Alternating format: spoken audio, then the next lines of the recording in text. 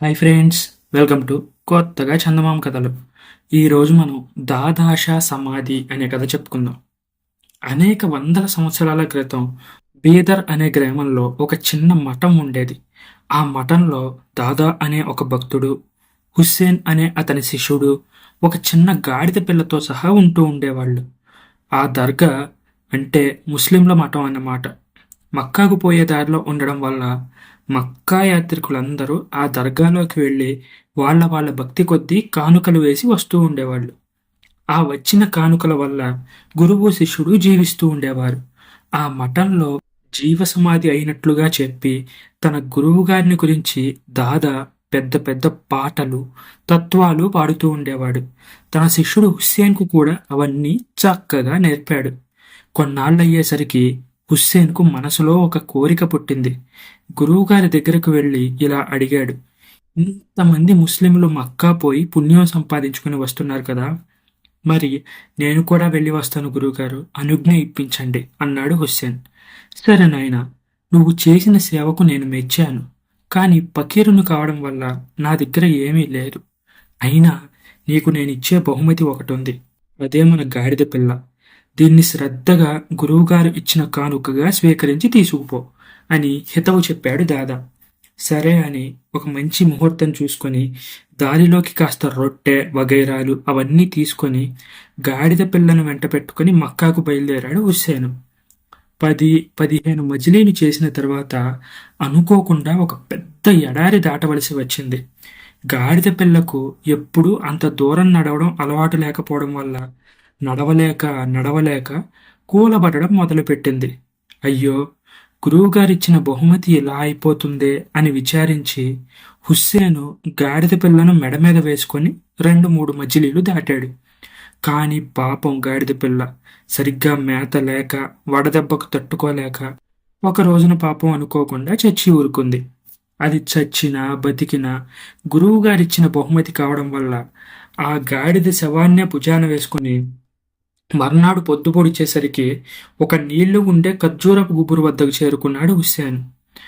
ఇక లాభం లేదనుకొని ఒక లోతైన గొయ్యి తీసి అడుగున కొన్ని ఖర్జూరపు మండలు పరిచి గాడిద పిల్ల శవాన్ని పెట్టి పైన మళ్లీ మండలు వేసి ఇసుకతో దాన్ని బాగా కప్పివేశాడు. ఎందుకంటే అప్పటికే ఆ శవం బాగా కంపు కొడుతోంది. ఇంతలో ఆ రాజ్యాన్ని ఏలే సుల్తాను గారి సిపాయిలు కొంతమంది వచ్చి ఇదేమిటి అని అడిగారు. హుస్సేను తత్తరపోయి, అయ్యా, ఇది మా గురువులైన దాదాషా గారి జీవసమాధి అండి. 1 గంట కిందటే ఆ మహానుభావులు సమాధి అయ్యారండి అని వణికిపోతూ చెప్పాడు. భక్తితో వాళ్ళు సమాధికి నమస్కరించి వెళ్ళిపోయారు. హుస్సేనుకు అక్కడ ఉంటే మంచిదని ఊహ తట్టింది.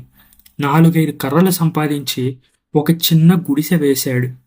ఆ సమాధి మీద వచ్చిపోయే వాళ్లకు కనబడేటట్టు ఒక రాతి పలక మీద దాదాషా జీవసమాధి మందిరము అని రాసి తత్వాలు పాడుతూ అక్కడే కూర్చున్నాడు. ఇలా ఉండగా క్రమేణా ప్రయాణికులు ఆ గుడిసెకు రావడం, కానుకలు సమర్పించుకోవడం జరుగుతూ వచ్చింది. కొన్నాళ్లకు హుస్సేన్ బాగా డబ్బు వెనకేసి చక్కటి భవనాన్ని కట్టించాడు ఆ ఎడారిలో. ఇలా దాదా కీర్తి చాలా దూరం వ్యాపించింది. అది పోయి బీదర్లో ఉంటున్న అతని గురువు దాదాషా గారి వరకు పాకింది. ఈ మహానుభావుడు ఎవరై ఉంటాడో చూద్దామని బుద్ధి పుట్టి దాదాగారు కొన్నాళ్లకల్లా ఆ భవనం వద్దకు చేరుకున్నారు. ఆ గుర్రాలను, ఒంటెలను, ఆ భవనాన్ని చూసి ఎంతో ఆశ్చర్యపోయాడు. లోపలికి వెళ్ళాడు. అక్కడి ఆడంబరాలను చూసి ఇంకా ఆశ్చర్యపడ్డాడు. లోపల హుక్కా తాగుతూ శిష్యులు కొలువుగా పట్టుపరుపులపై నవాబు దర్జా వెలిగిస్తున్న తన శిష్యుణ్ణి చూసి దాదాగారు నిశ్చేష్టుడయ్యాడు. వెంటనే శిష్యులందరినీ హుస్సేన్ బయటకు పొమ్మని చెప్పి గురువుగారి కాళ్లపై పడ్డాడు. ఏంటి నాయనా ఇదంతా అని ఆత్రంతో అడిగాడు దాదాగారు. ఏం చెప్పను గురు, అంతా మీ దయ. మీరిచ్చిన గాడిద పిల్ల చచ్చిపోయింది. దాన్ని నేను ఇక్కడే పూడ్చిపెట్టాను. అయితే తలవని తలంపుగా అదే సమయంలో రాజభటులు వచ్చారు. ఎప్పుడూ ఎరగని ఆ రాజభటుల్ని చూడగానే భయపడి భీమని మీ పేరు చెప్పేశాను. మీ పేరు మీదనే ఇంతవరకు ఆ సమాధి నడిచిపోతుంది. కానీ ఇప్పుడు కొంపదీసి మీరు ఫలానా అని తెలిస్తే మనిద్దరికీ మొదటికే ముప్పొస్తుంది. కాబట్టి ఇకపై అంతా మీ దయ అన్నాడు హుస్సేన్. అందుకు దాదా, నాయనా, నేను చెప్పలేదా గాడిద అయితేనే ఎప్పటికైనా ఎందుకైనా పనికొస్తుందని? అక్కడ నేను పూజించే సమాధి మాత్రం ఏమిటనుకున్నావు? అది దీని తల్లిదే అన్నాడు. ఈ విషయం తెలియగానే నిర్ఘాంతపోయాడు శిష్యుడు హుస్సేన్. గురువుకు తగ్గ శిష్యుడిని కదా అనుకున్నాడు. ఆ తర్వాత వారిద్దరూ ఆ ఎడారిలోనే ఉంటూ రాజభోగాలు అనుభవించారు. ఈ కథ మీకు నచ్చినట్లయితే దీన్ని లైక్ చేయండి, మీ ఫ్రెండ్స్ అందరికీ షేర్ చేయండి. అలాగే మన ఛానల్ని సబ్స్క్రైబ్ చేసుకోవడం మాత్రం అస్సలు మర్చిపోకండి. Thank you friends.